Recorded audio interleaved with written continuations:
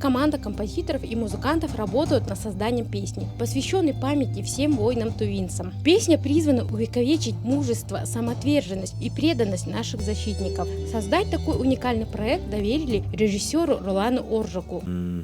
Мы с энтузиазмом взялись за эту работу, и процесс сейчас идет.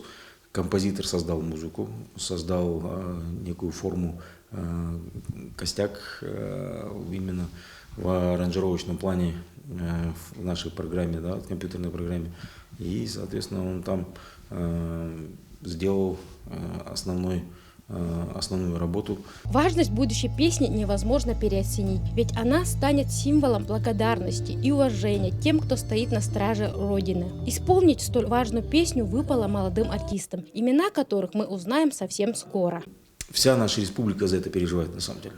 Все, что там происходит, и поэтому от мала до велика, от мужчин и женщины все очень переживают за все, что там происходит.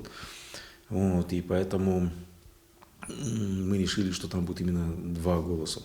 Как отмечает автор и идейный вдохновитель проекта Роландо Сандан, идея создания патриотической песни возникла следующим образом.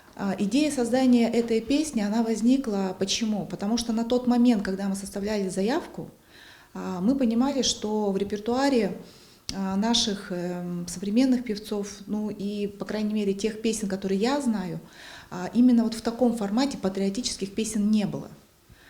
И, конечно же, сразу же возникла мысль о том, что эта песня необходима. Наши воины очень смелые, очень храбрые, и в их памяти, об их смелости, об их мужестве должна быть обязательно песня. Тем более мы, тувинцы, это люди, любящие петь, любящие слушать музыку. В настоящее время будущая песня находится на стадии разработки. Колдуында аранжировкасы болу эрген, бичи мен каламдан бичи кадаржалар баса бар, onun баштыры сведение, мастеринг кылыр артык бан, шутту звуктарны үйлер, onun бичи эффектлер каттар, onun кезек хаялгасын эскерттер каттап запистерин жалар баса бар.